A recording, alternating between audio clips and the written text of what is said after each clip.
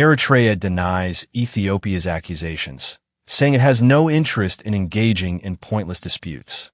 Eritrea, in a brief statement issued by its Ministry of Information, called Ethiopia's accusations meaningless and announced that it had no interest in getting involved in this controversy.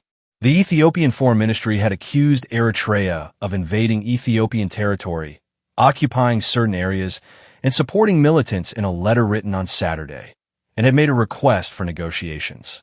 Eritrea has denied the accusation, saying it has no motivation or desire to add fuel to a meaningless conflict and inflame the situation. In this statement, titled False Allegations to Implement Future Agendas, Eritrea rejected the Ethiopian government's accusations as false and fabricated.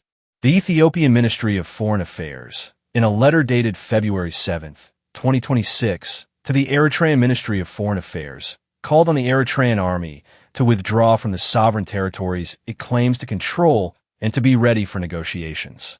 Dr. Gideon Timothy stated in his letter that Eritrean troops have penetrated deeper into the northeastern border of Ethiopia than they previously controlled. The minister stated that the activities in the border areas over the past few days indicate that the Eritrean government has chosen a path that will further exacerbate the already high tensions between the two countries. In the same letter, the Ministry of Foreign Affairs accused the Eritrean government of providing direct material support and assistance to various unnamed armed groups in the areas bordering the two countries. In a brief statement on its website, the Eritrean Ministry of Information responded to the Ethiopian government's accusations and allegations as false and fabricated.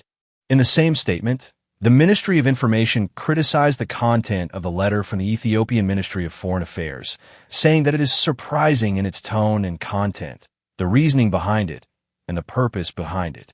The Eritrean Ministry of Information, in a statement, described the content of the Ethiopian government's letter as, unfortunately, this is another tragic act in the course and cycle of the hate campaign against Eritrea that has lasted for more than 2 years.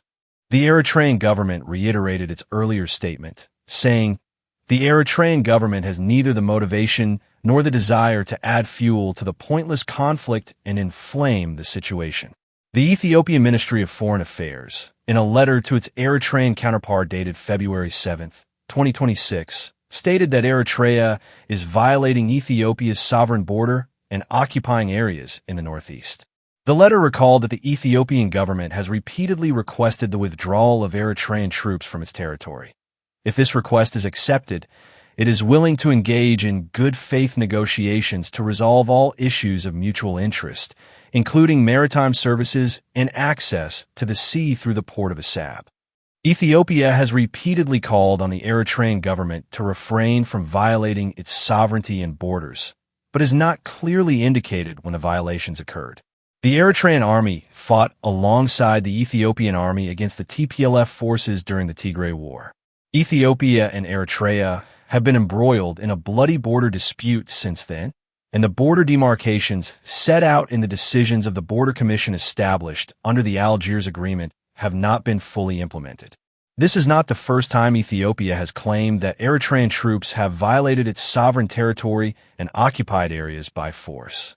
In July last year, Ethiopia's representative to the United Nations, Ambassador Tsegab Kabu, said that Eritrean troops were patrolling areas along the Ethiopian border and that reports of serious human rights violations in the border areas continued to emerge.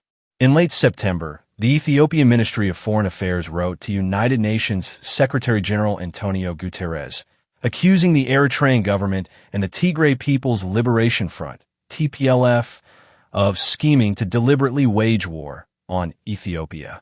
The Eritrean government has been repeatedly denying the accusations and allegations made by the Ethiopian government. It is also worth noting that Ethiopia has accused the Eritrean government of working with the TPLF and Fano.